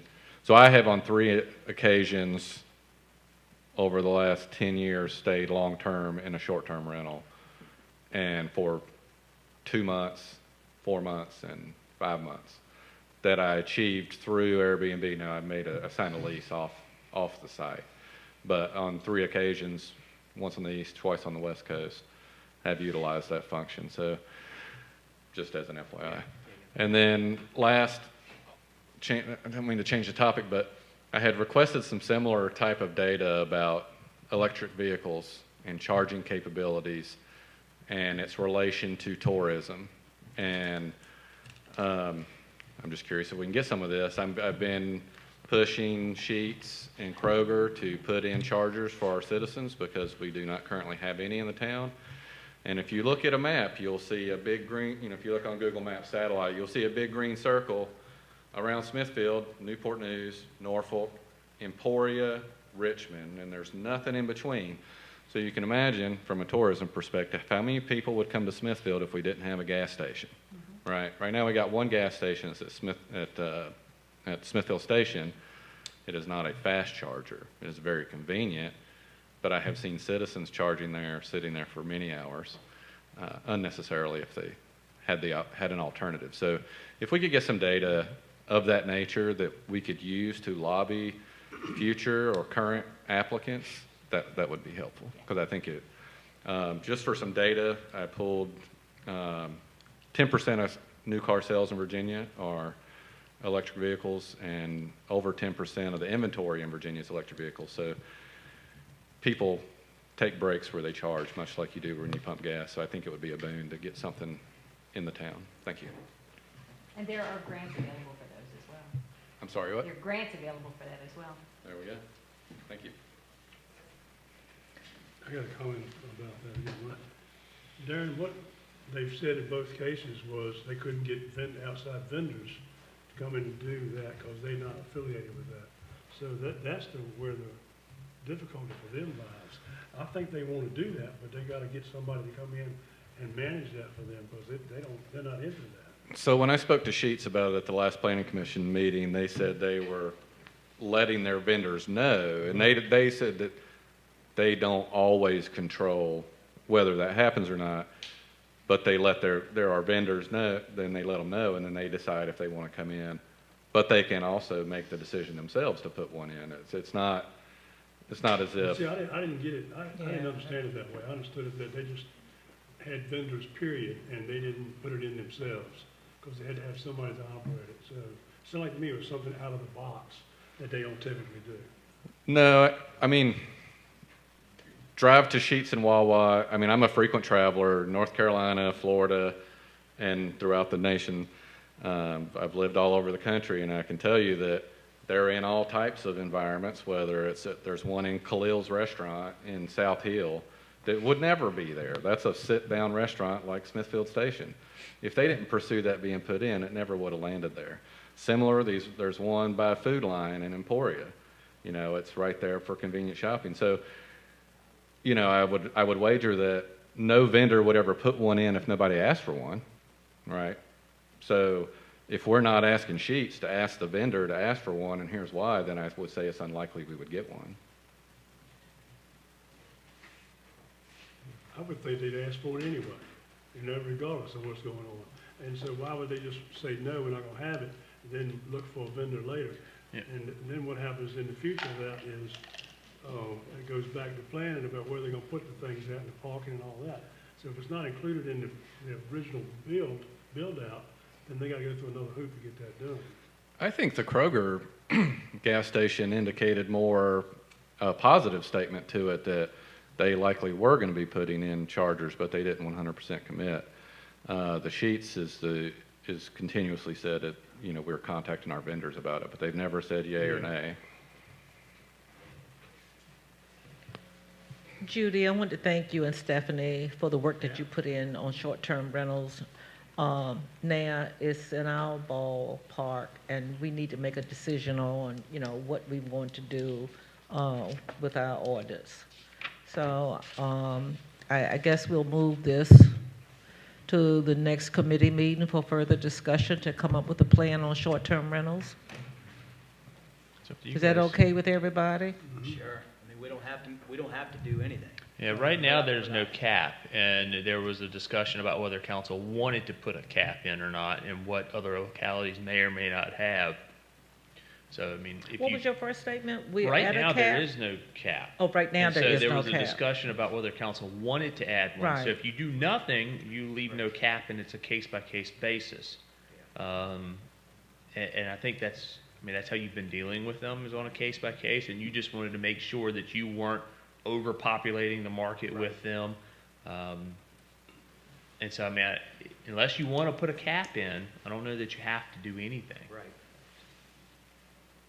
I mean, if you want to encourage more short-term rentals, I would say probably you should have some sort of statement or something, because, you know, people are going to watch how the conversation has gone thus far and say, oh, I might be interested, but maybe I don't want to come forward because it might not get approved. But that would, you know, be a decision that you would make. So if you would want to say, like, hey, we're actively accepting people who want to do this, if that was your stance coming out of a discussion, then I would say that's probably good to be public. Would we market that? It depends on if it's something you guys wanted to pursue having more of. I mean, we would. I mean, I don't know that I hear consensus among council on whether or not you want more of them or not. Yeah, I thought that I was under the impression that that's how the conversation kind of went when we had that discussion, that we had enough. Well, in the action that we took on the last request, We do market the official over 104 nights on our tourism on your tourism website. Yes. Question, from the existing short-term rentals that we have, were there any comments from the owners that if they could have rented if they had additional nights? So is there a need for additional short-term rentals? Probably yes, especially on event weekends and around those types of things. Yeah, we will often hear we couldn't get in. Okay. Yeah, I can believe that, especially with the VA events. The only folks that we spoke with were the ones that were above the 104 nights, because they were kind of official, and so we wanted to reach out to them. We didn't actually speak to folks who just rent, you know, kind of here.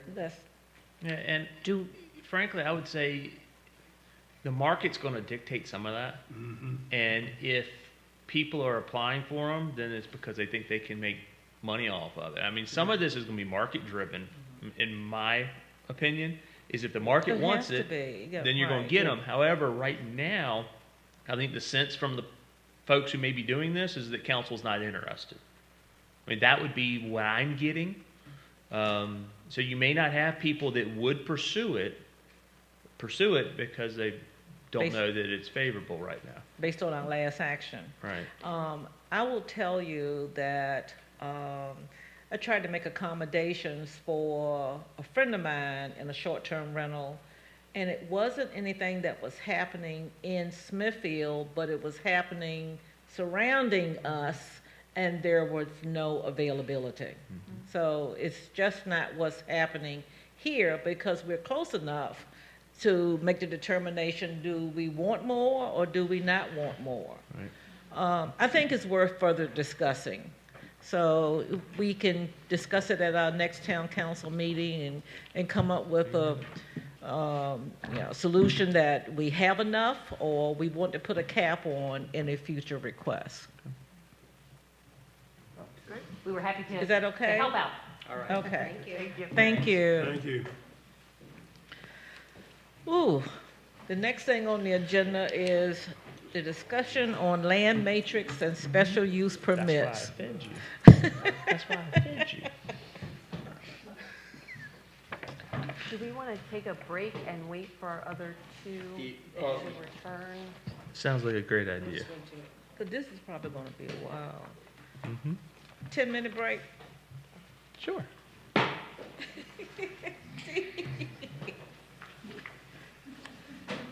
Steve, you don't wanna take a break? I'm not used to 6-hour meetings, quite honestly.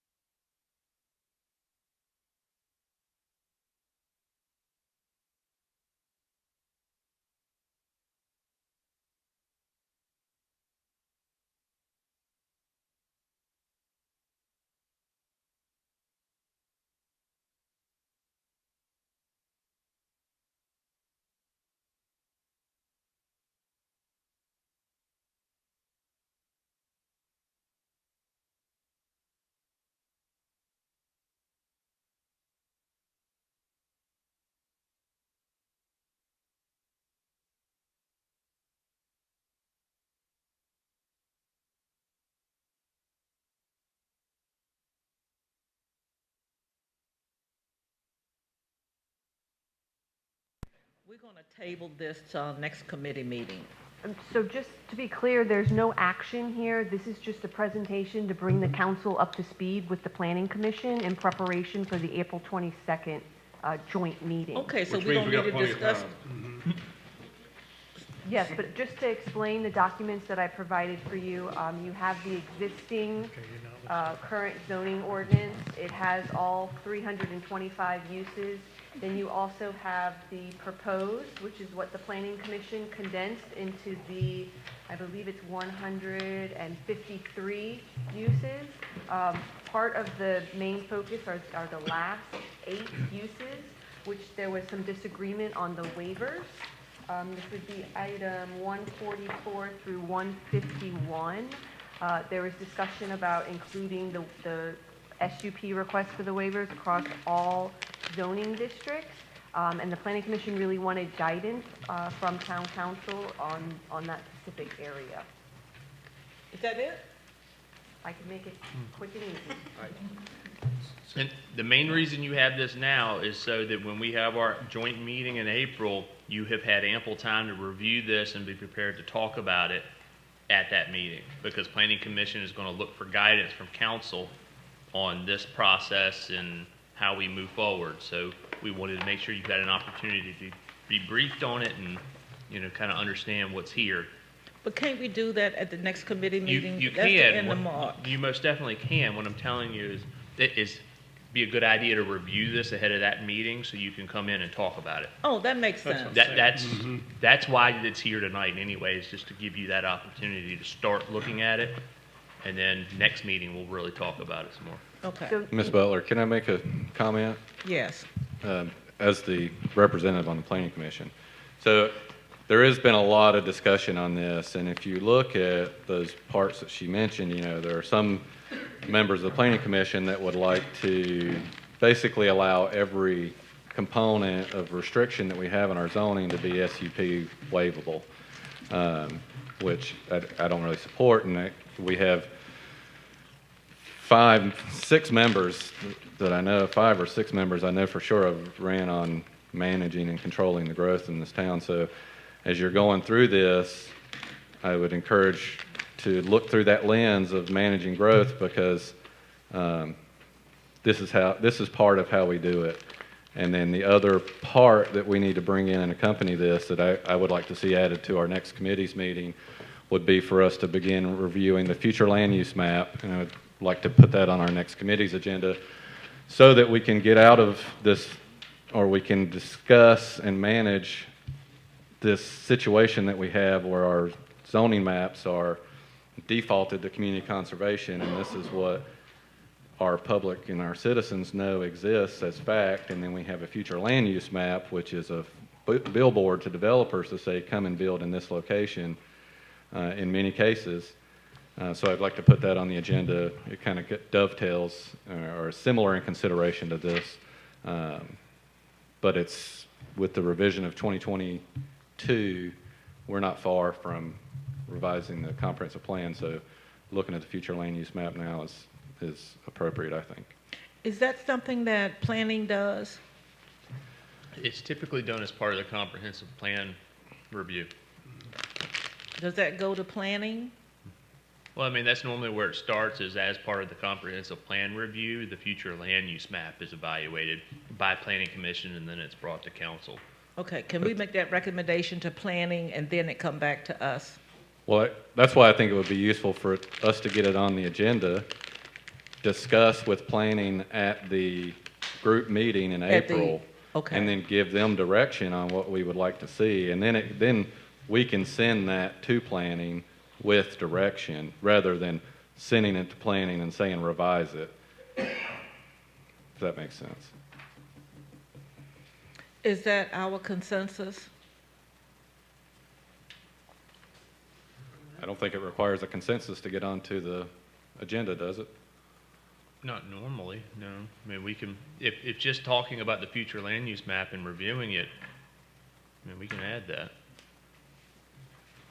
If we're going to give direction to the Planning Commission, it would be useful, and this is cited by Planning Commission members as the direct reason and Greenwood Homes is the direct reason that brought them to that site, and the aspirations of density that they had was based on what they read on the future land use map. No comment. Okay, that's fine. We will discuss this at the next committee meeting to make a decision to what we want discussed at the joint meeting with planning and town council as far as the land use map is concerned. And I will just say, this is the first part of the project. Next month, I'll be presenting the actual zoning designation. So this is where I'm taking the land use map that you've reviewed in this spreadsheet, and I'm putting it into words so that it would match what it was in our zoning ordinance that has our permitted uses and our special use permit items. So nothing's changing from the matrix. You're just going to see it. Once you've absorbed it through the matrix, you can then absorb it through the words. Tammy, can you give an explanation of why we're doing this? So if you look at the staff report, it seemed as though as if over time, uses had been piecemealed into various zoning districts. So we have commercial recreation establishments, including indoor. The second one is limited to indoor, commercial recreation, indoor and outdoor. And so what we did is we took those 7 uses and we consolidated it into one use, commercial recreation facilities, indoor or outdoor. And if it was an SUP in any of those 7, it just got included as an SUP under that one title. And the idea was to consolidate these uses. We had 325 different uses over all of our zoning districts. And what we were able to do was lump the ones that were very similar and break it down into only 153 uses. These are permitted and SUP items. And really, it's trying to make it more consistent. And this is one piece of our larger project of updating our zoning ordinance. Okay. Ms. Butler, I would like to say about that, though, that so it began as fixing some problems, fixing some errors, grouping some uses, and now if you look at 141 to 152, now we're not cleaning up errors and we're not clearing up definitions. Now we're changing density capabilities throughout the town by SUP and waiverability of every other restrictive consideration in our zoning. So I would encourage careful reading. Okay, question, so I understand.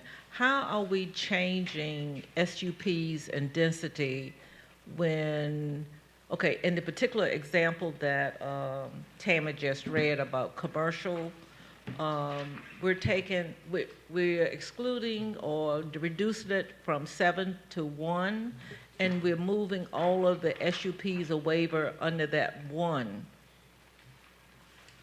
I believe there was actually, Planning Commission made some additional changes since then. This is what I'm getting at is that, what she explained, there is far more in this document than that. That was the impetus, I suppose, and what started it. But to clarify, and maybe Tammy, you can chime in If you here, look at that the staff 141 to report- 152, if you looked at the categorization of 141 to 152 from the thin document to the thick document, you will see, I believe, variations that change in those categories. That is where the Planning Commission wanted to have a joint meeting with Town Council as they were discussing where SUPs wanted to fall specifically for those waiver items. If you look at the staff report, it also highlights the Planning Commission changes that as they went through, they wanted to see some changes. For example, car washes, they wanted to make sure that that was an SUP item as opposed to being permitted by right. And so as Planning Commission went through, we did make those changes as they recommended, and that is reflected in the proposed. When we did get to that waiver section for the waivers of yard requirements, waiver of maximum density, waiver of building height, there was discussion amongst the planning commissioners on whether or not that wanted to be across all zoning districts. At that point, it was recommended that we have a joint meeting in order to make sure that Planning Commission and Town Council talked about this to see where they really wanted to end up. Right, so that Planning Commission has not voted on this. They have not recommended on this. There's dissension among the commission, and hence the need for guidance. Okay, we have this proposal and existing report that Tammy has given us, and I guess we have some homework to do between now and our next committee meeting, and we will look at it again to discuss or to answer any questions, and then we will meet jointly with the Planning Commission in April. Right. And all of you should already have that April date on your calendar.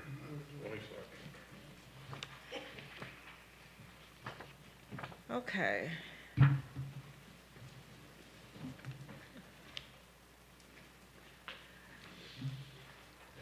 Town Council strategic plan. Okay, the next thing on the agenda is the Town Council's strategic plan. Okay. Michael. Yes, yes, ma'am. Vice Mayor Harris had asked that we put something on here to start talking about priorities for the town. So what I've got on your on the online version of your agendas, you have the outcome from the retreat we did in 25.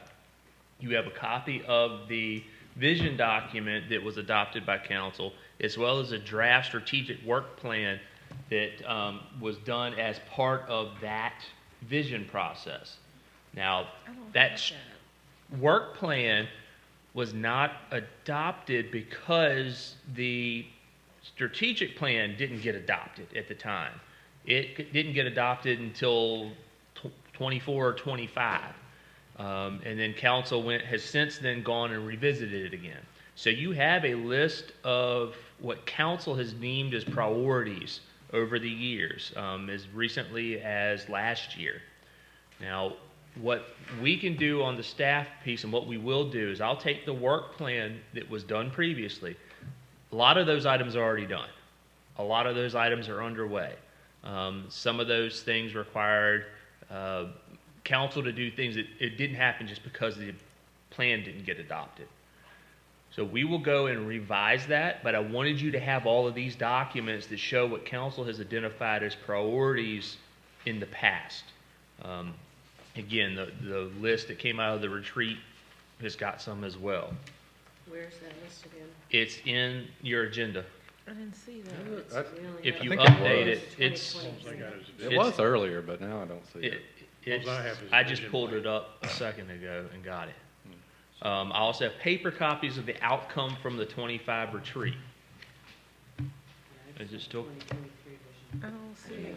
It was there. It just says 2023. It was there before. I've read it. Okay. It's not there now, though. Well, here are paper copies of what came out of the 25 retreat. And on the last page, you do have priorities that you guys identified. On the last couple of pages. So again, this is one of those, review it, make sure you're still happy with those priorities. If we want to add things, we can add them, but this is what council had dictated as priorities last year. This is from the retreat. Yes, ma'am. Okay. A couple more. I think it took a while to get that report too, didn't it? It did. Yeah.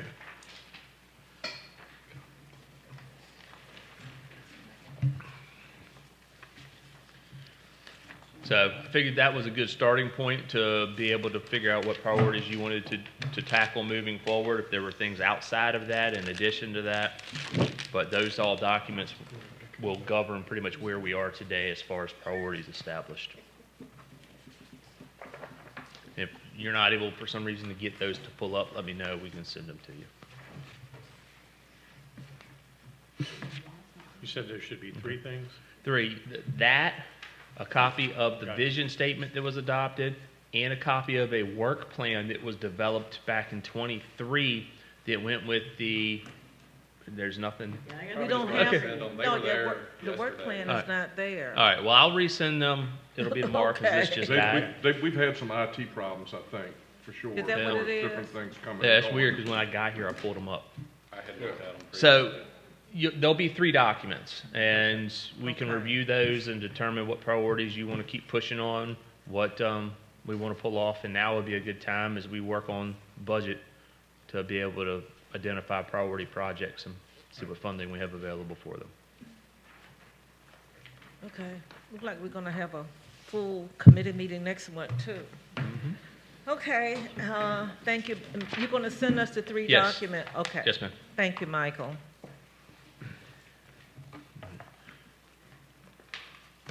And I think that ends my, meeting. Thank you, Ms. Butler.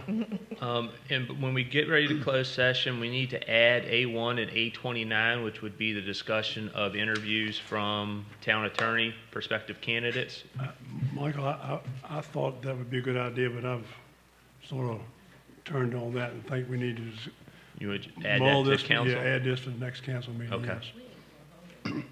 All right, well, the original We're topic close by about, we got for a to. closed session is A3. Possible acquisition of real estate, you want to keep that Yeah, on no, there? we're gonna keep that on there, Okay. yes. So that will be, again, it says A32 for some reason, but it should be A3. A3? Correct. 33. Just A3.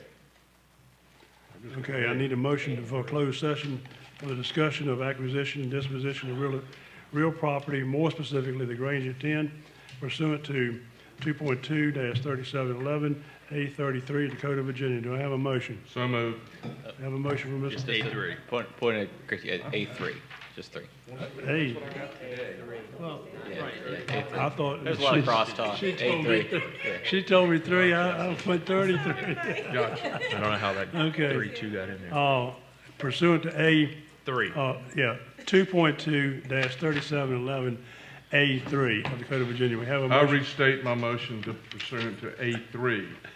I second that motion. 3711, A3 of the Code of Virginia, so moved. I have a motion from Mr. Butler and a second. From Mr. Bowman and a second from Mr. Harris. Same thing, only different, sir. Call for the question. Councilwoman Butler?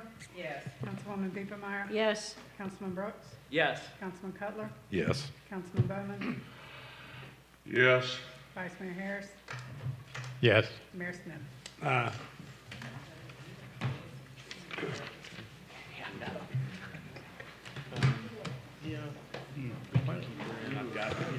Getting punchy. Right. Come on.